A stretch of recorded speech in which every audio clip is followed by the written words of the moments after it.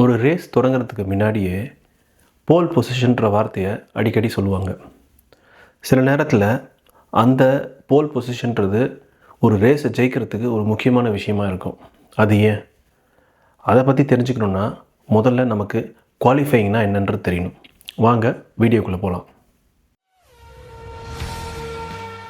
இந்த ரேஸ்லலாம் பார்த்திங்கன்னா நிறைய கார்ஸ் இருக்கும். ஸோ எல்லா காரையும் முதல் லைனில் நிறுத்தி ரேஸ் ஆரம்பிக்க முடியாது. அதனால தான் இந்த குவாலிஃபிகேஷன்றது ஒன்று இருக்குது. ஸோ இதில் முக்கியமான விஷயம் என்னென்னா, டிரைவருக்கு ஒரு குறிப்பிட்ட நேரம் கொடுத்துருப்பாங்க. அந்த நேரத்துக்குள்ளே அவர் அந்த லேப்பை வேகமாக கம்ப்ளீட் பண்ணணும். இதுதான் அவங்களோட டாஸ்க்கு. அவங்க கோல் வந்து ஓவர்டேக் பண்ணி போகிறது கிடையாது. இந்த லேப்பை வேகமாக கம்ப்ளீட் பண்ணணும். அதுதான் ரொம்ப முக்கியம். அந்த செஷனோட முடிவில் வந்து யார் வேகமாக போனாங்க, யார் ஸ்லோவாக போனாங்கன்றதை ரேங்க் பண்ணுவாங்க. ஸோ அது பேஸ் பண்ணி தான் இந்த விஷயமே, இந்த போல் பொசிஷனே இருக்கும். ஸோ இந்த குவாலிஃபிகேஷன் எப்படி வேலை செய்யும்? இது வந்து ஒவ்வொரு மோட்டார் ஸ்போர்ட் கேட்டகரிலையும் கொஞ்சம் வித்தியாசங்கள்லாம் இருக்கும். இப்போ உதாரணத்துக்கு பார்த்தீங்கன்னா, இந்த ஃபார்முலா 1ல் பார்த்தீங்கன்னா, அந்த டிரைவர்ஸ்க்கெலாம் வந்து சொன்ன மாதிரி குறிப்பிட்ட டைம் கொடுத்துருப்பாங்க. அதுக்குள்ளே வேகமாக அந்த லேப்பை கம்ப்ளீட் பண்ணணும். ஸோ உதாரணத்துக்கு என்னென்னா, அவங்க ஒரு ஃபஸ்ட்டு லேப் ஒன்று போவாங்க. அது வார்ம் அப் லேப்புன்ற மாதிரி சொல்லுவாங்க. அப்புறம் செகண்டு போகிறதுன்றது ஃப்ளையிங் லேப்னு சொல்லுவாங்க. தேர்டு திருப்பி ஒரு கூல் டவுன் பண்ணுற மாதிரி ஒரு லேப் இருக்கும். ஸோ இந்த மாதிரி வந்து அவங்களுக்கு வந்து நிறைய ஆப்பர்ச்சுனிட்டிஸ் இருக்கும். ஸோ அதில் எது ஃபாஸ்டஸ்ட் டைமிங்கோ அதை வந்து ரெக்கார்ட் பண்ணி அதை பேஸ் பண்ணி சொல்லுவாங்க. இப்போ ஃபார்முலா ஈயில் பார்த்தீங்கன்னா, அது எப்படின்னா கொஞ்சம் வித்தியாசமாக இருக்கும். அது எப்படின்னா வந்து டிரைவர்ஸ்லாம் வந்து ஒரு குரூப் ஸ்டேஜில் இருப்பாங்க. ஸோ ஒரு குறிப்பிட்ட அமௌண்ட்டில் ஒரு 4 டிரைவர் 5 டிரைவர்ன்ற மாதிரி ஒரு குரூப்பாக இருப்பாங்க.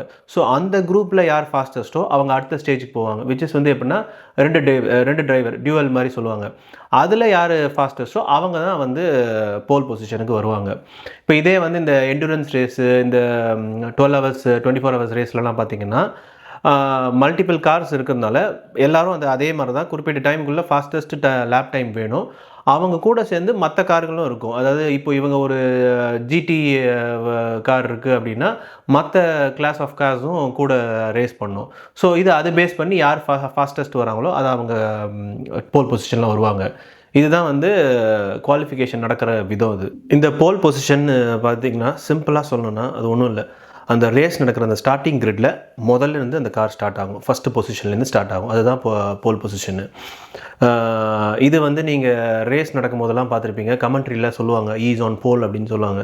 அது ஒன்றும் இல்லை. அவர் வந்து அந்த குவாலிஃபையிங் ரவுண்டில் ஃபாஸ்டஸ்ட் லேப் பண்ணதுனால அவர் ரேஸை முதல் ரோலேருந்து ஸ்டார்ட் பண்ணுறாரு. அதுதான் சிம்பிள் மீனிங் அது.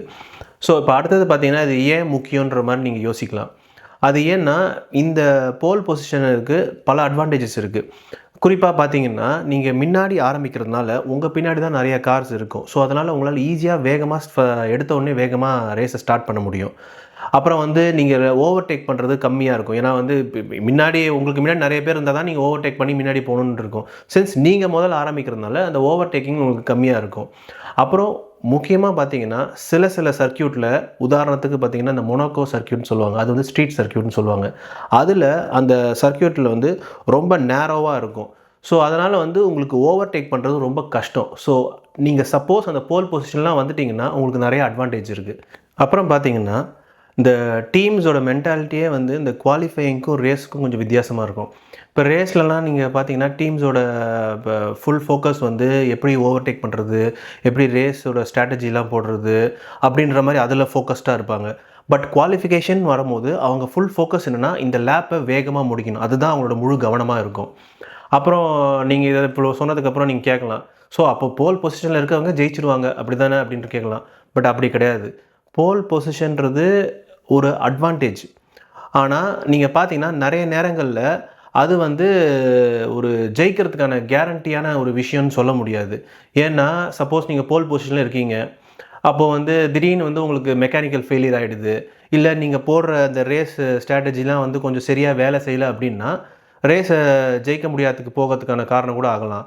அப்புறம் சில நேரங்களில் வந்து நீங்கள் போல் பொசிஷனில் முன்னாடி இருக்கீங்க அப்படின்றதுக்காக எந்த டிரைவரும் உங்களை ஓவர்டேக் பண்ண முடியாதுலாம் கிடையாது. சில நேரத்தில் சில டிரைவர்ஸ் ஓவர்டேக்கும் பண்ணுவாங்க. ஸோ வித்தியாசம் என்னென்னா, அது ஒரு அட்வான்டேஜ் தான். அது வந்து கேரண்டியாக உங்களுக்கு சக்ஸஸ் கொடுக்குன்றதுலாம் அவசியம் கிடையாது.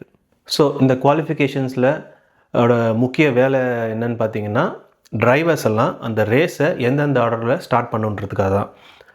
அந்த பொசிஷனில் முக்கியமாக வந்து இந்த ஃபாஸ்டஸ்ட் லேப் பண்ணுற டிரைவருக்கு போல் பொசிஷன் கொடுப்பாங்க. ஸோ இதனால் இந்த போல் பொசிஷன் பார்த்திங்கன்னா ஒரு ரேஸோட அவுட்கமே மாற்றுறதுக்கான வாய்ப்பு இருக்குது. இப்போது இதனால தான் இந்த குவாலிஃபிகேஷன்ற ஒரு விஷயம் வந்து மோட்டார் ஸ்போர்ட்டில் வந்து ஒரு முக்கியமான அங்கமாக இருக்குது.